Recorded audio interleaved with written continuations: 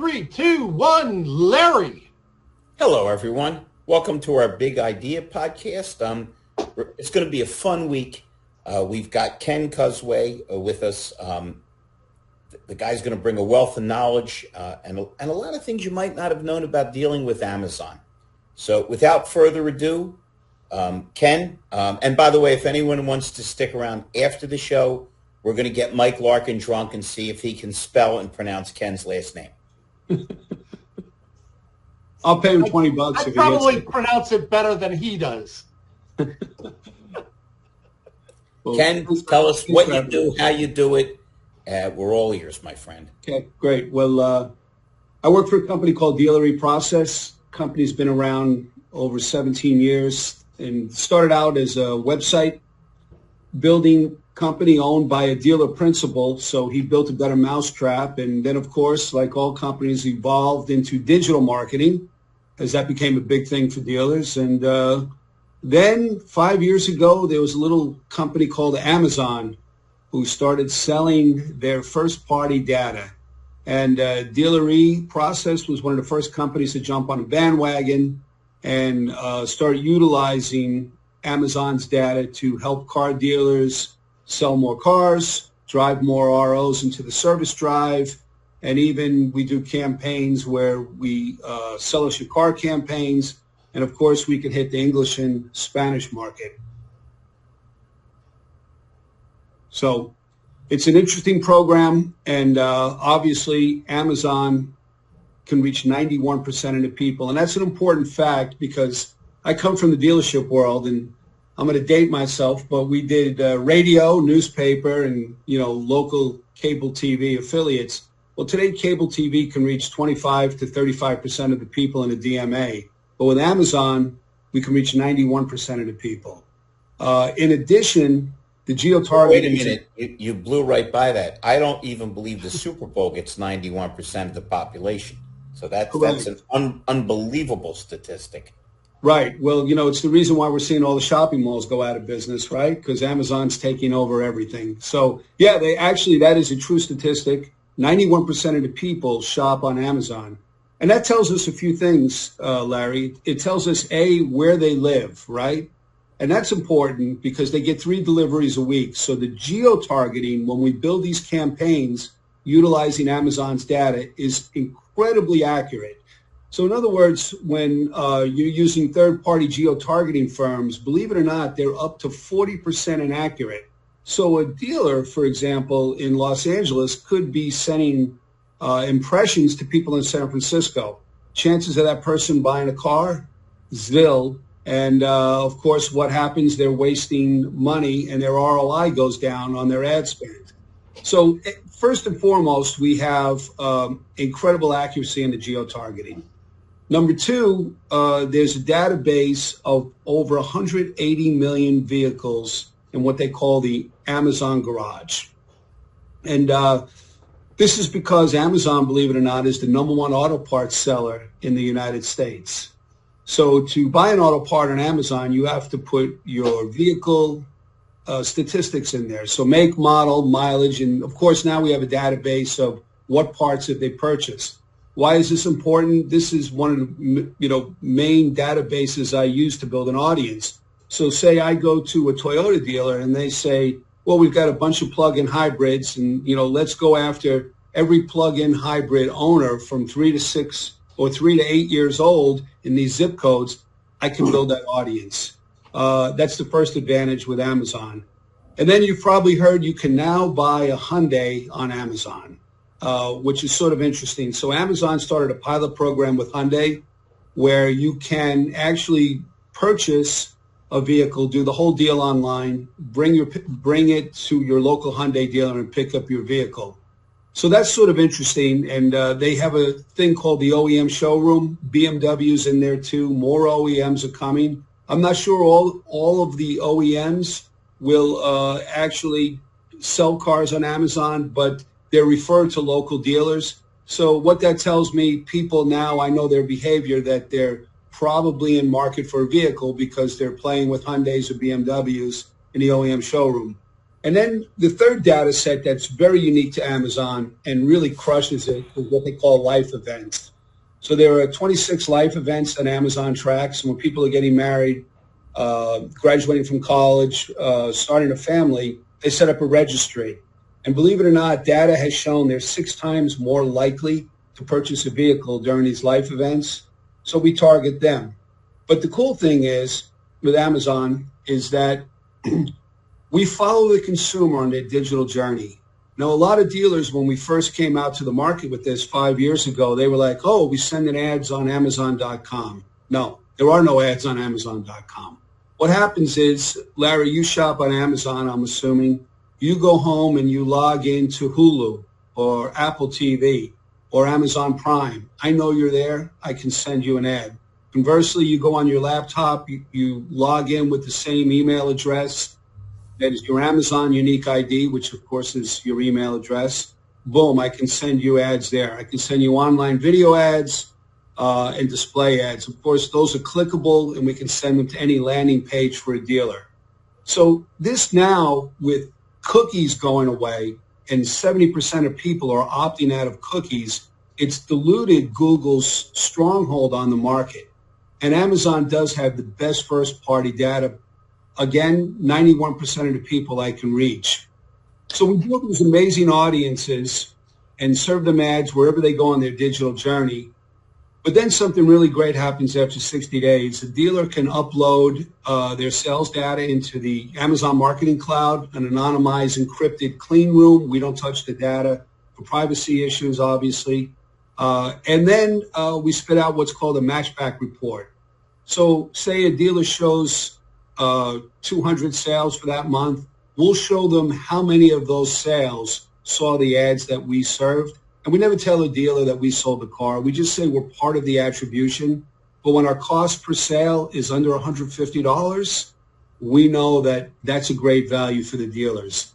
Conversely, when it comes to service, I love the service campaigns because I used to be a fleet guy and service was everything on those big trucks. But we can take the dealer's DMS of all the people who haven't been in for service for at least a year, run them through the marketing cloud, the Amazon Marketing Cloud, see if they're still in the DMA, and then serve them ads, usually with a great offer to entice them to come in. So, typically when we get done with all this, a dealer looks at his ROI, the accuracy of reporting. We also built, it took us 18 months, but we built a state-of-the-art dashboard that our clients have access to. And it's also, I'm not just the sales guy, I'm the campaign manager. So I stay on forever with my dealers and I manage the campaigns. And we have a thing called the heat map. So I can see all the zip codes that we're targeting and then I could layer in all of their sales. And if I see zip codes that they're getting sales from that we're not advertising to, I can immediately make that change in real time. So it gives me total control of the campaigns and really starting to attack, particularly when they want to conquest one of their competitors' backyard. So in a nutshell, that's the Amazon digital program. Pretty interesting. And you can, the exponential growth of Amazon is beyond human comprehension from a guy that thought he was going to be a bookseller. But obviously the easier we make it for people, listen, no disrespect to Jeff Bezos, but most people tell you they don't like Amazon and they don't like the fact that they put the local stores out of business, but they go to it because it's convenient. And salesmen are like water. They take the path of least resistance. The easier it is to do things, the better. And in a world impeded with frustrations and you get 5 prompts and then they hang up on you, easier is going to be better. And one thing that with companies like Amazon, they don't sit still. It's not like they say we have a system. They're probably going to refine it and keep moving forward and make things easier and more comprehensive. You probably know stuff about it that we don't know yet, but they've obviously got a lot of directions they want to explore. They're going to make the process easier for customers, which is going to make it easier for dealers in turn. Yeah, and one of the things I forgot to mention that Amazon is doing this directly, but now they're going out to dealers to list CPOs, certified pre-owns, right? So they're going after Cars.com and Auto Trader. and they're going to compete head to head. And one thing we know with Amazon, when they started, right, we had Facebook and Google. Those were the two giants in digital, right? Well, Amazon now is growing at a faster rate than those two guys combined. And obviously the brain trust at Amazon have decided they want to conquer the automotive vertical.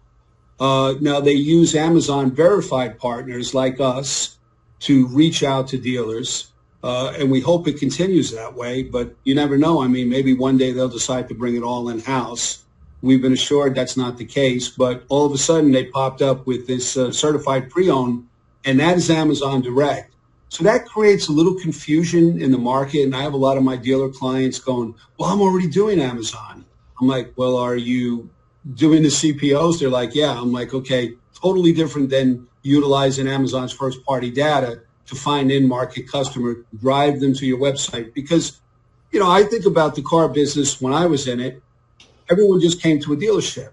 But today, everybody's doing hours of research online before making a decision. And of course, today, you know, coming out of tariffs and now gas prices sky high, people are ultra sensitive to the monthly payments, right? So the OEM with the best lease deals is driving more and more business. So it's so important. It's easy to switch someone from, say, you know, a Subaru to a Volkswagen with the right offer. I mean, Kia last year absolutely crushed it. Go ahead. Because they had that's another deal. That's another deal, Ken. Yeah. Well, I've got a question that is percolating that I go to. You said that Amazon has 91%. What was that number? 91% of people shop on Amazon. Okay. So you mentioned privacy, you mentioned compliance. So because of Amazon being an Amazon and that they've already learned how to capture us because they either have us on Prime or whatever, one of their services, they already have our email, and we as consumers have opted in. Is that where it is? That because all of the consumers have gone onto an Amazon site, that the privacy and all the protocols and all the security is handled by you, and so you're the big machine, and so because of you being the big machine, you have access inside. Is that how it operates? Well, to clarify, obviously Amazon's the big machine who has that data, right? Okay. And you know, there is still certain levels of privacy. You know, when we do the matchback report, the dealer doesn't get the information of. Yeah, you said that it gets put into like an encrypted, and they can. Right. It's their data. If they want to go through it, they can go through it. So you have protocols of keeping that information private. Right. And you're not just taking it out of sources that you're not supposed to, and no, so that's what. Of course not. Amazon would never endanger their business model by by violating. Right. They're capturing data. Somebody. Right. So if they have that individual's email in their particular database, they have the legal right to send them ads and different various marketing based on the laws that have been put. So no, that is because I'm learning. I'm not even going to even try to be an expert on it. Mike is trying to teach me EEAT with Google. So Google is looking for that. And now you have everybody trying to raise their authority level. You guys become the gorilla, the 800-pound gorilla, because you're controlling all that merchandise under your umbrella, and that's been able to make everybody like it a lot.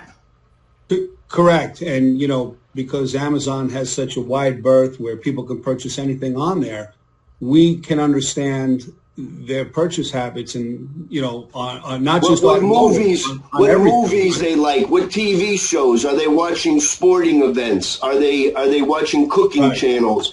Are they watching all the different things? Because Prime, they're forcing us on Prime to watch the sports. So NFL. You want to watch some of the games, you need to be on one of the packages that they're offering, or you can't see some of the games. So they're controlling today's consumer.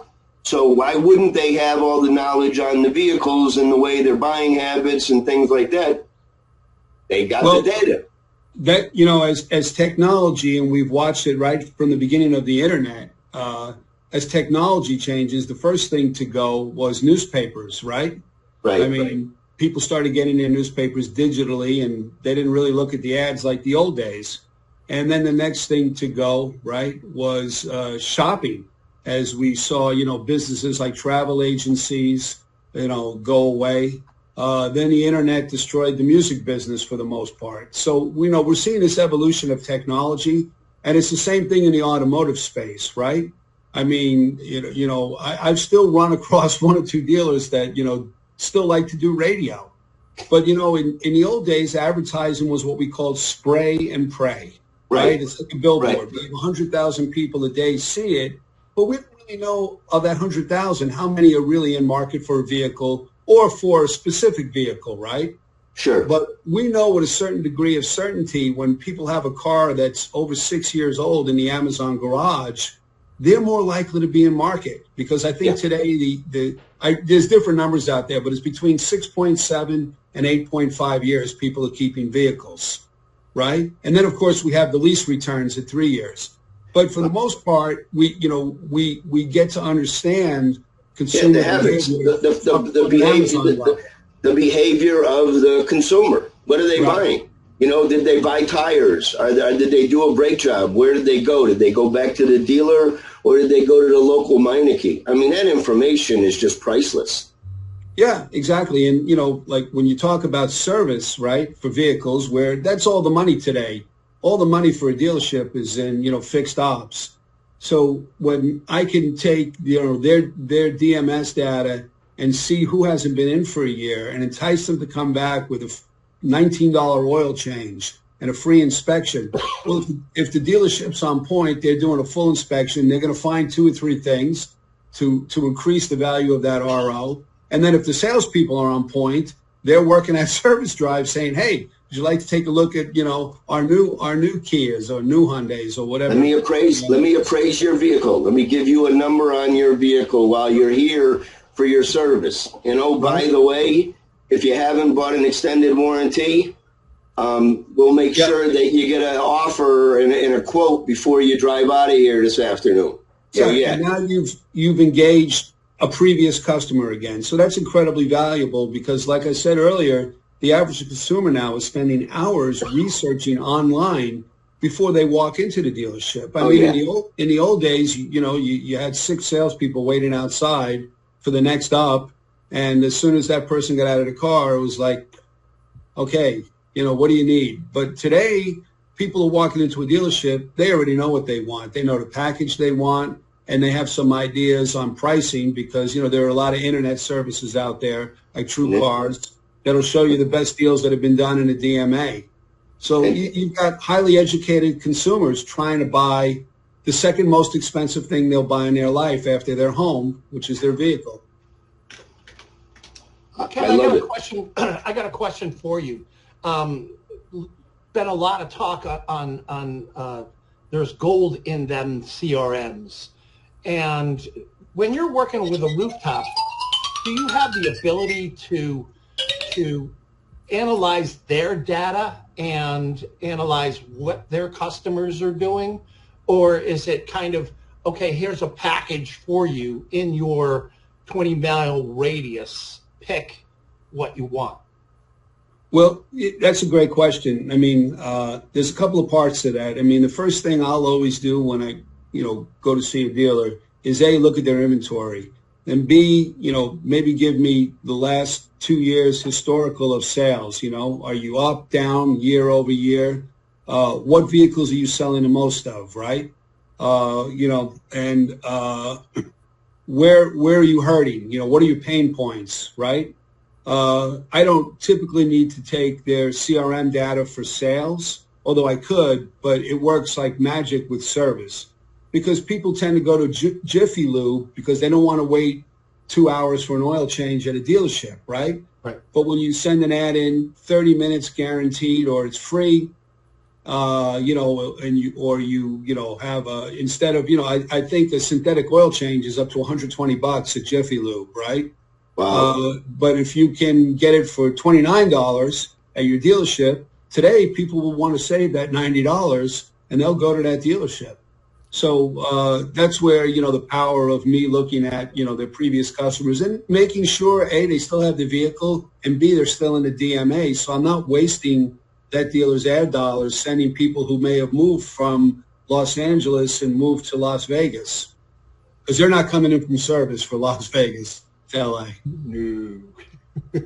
Thank you for that. Yeah. Go ahead, Hey, Ken.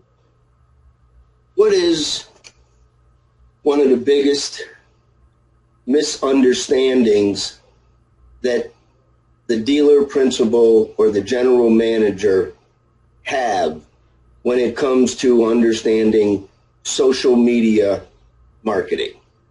Because I sit here trying to learn every day, and I'm still clouded on stuff.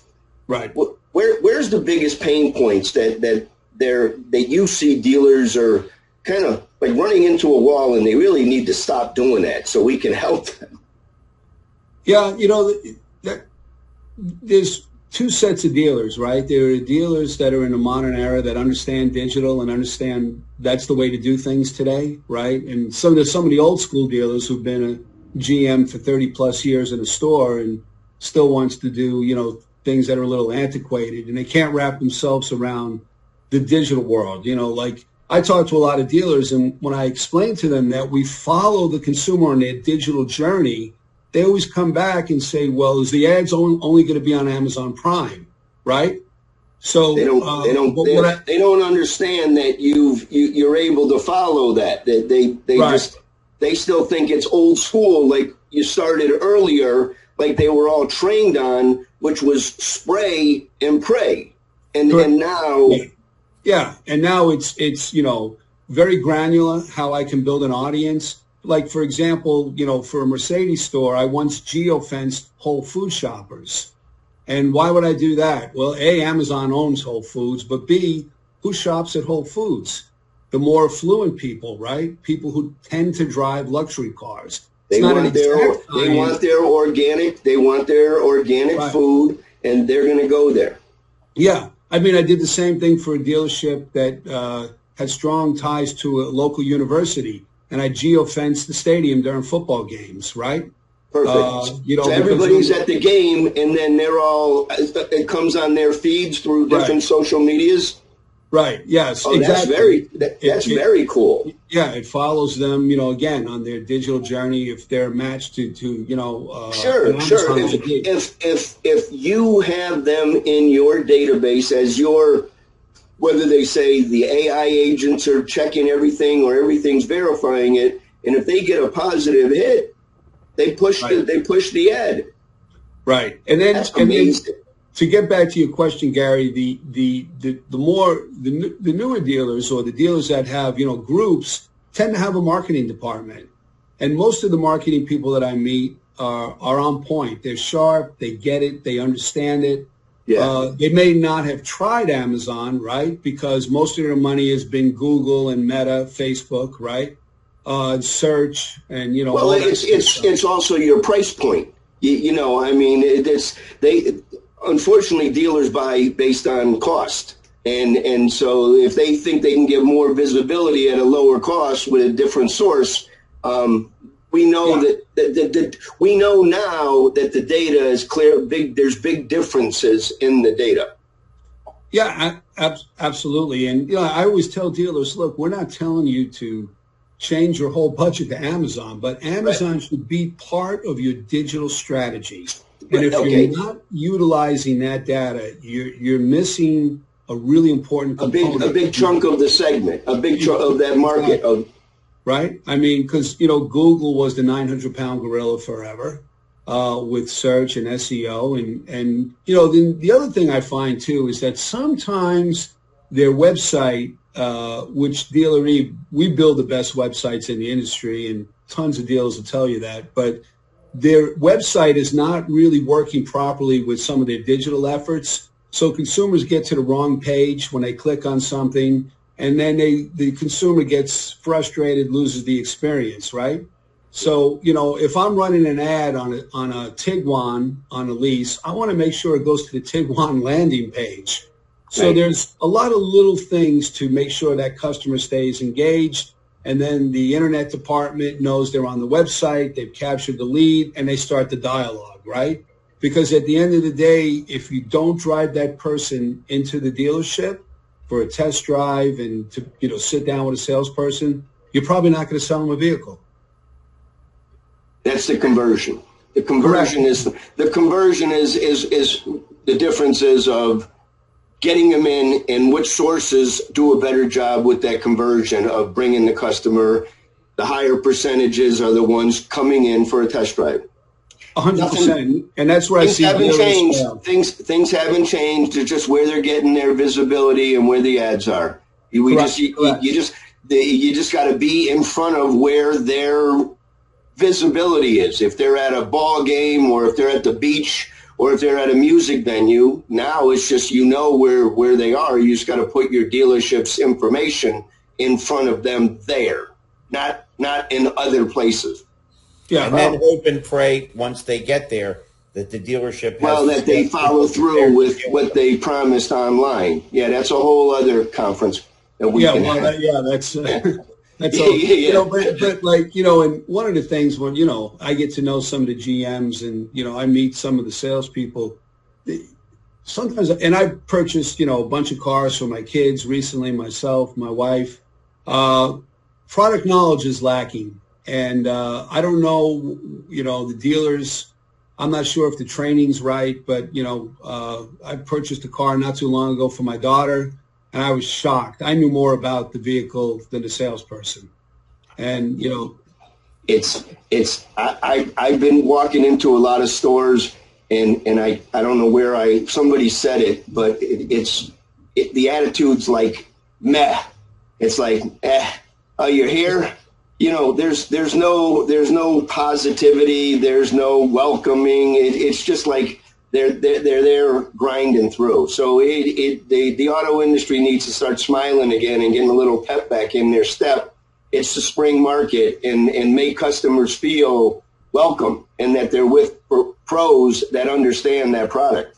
Yeah, I mean, I purchased an Audi 5 months ago, and it was the most amazing experience ever. I was like blown away, and I'm trying to convert them. I'm trying to convert them to Amazon now. They've got 5 stores in the group, but the experience from F&I to the salesperson to the GM who came over, unparalleled. And all dealers should follow that kind of model. I mean, I've seen the opposite. Well, we know, but Lair, I think, as we say, we try to keep this show about a half an hour. I look forward to learning a little bit more about your offerings and see if there's some synergy. Sounds great. And I'm an F&I guy that just keeps on finding himself learning more and more about marketing. And, once you think you understand a little bit, it's changing. And every day, and AI, but AI and digital, and you guys now, you can see what the activity is in the market. It's a science now.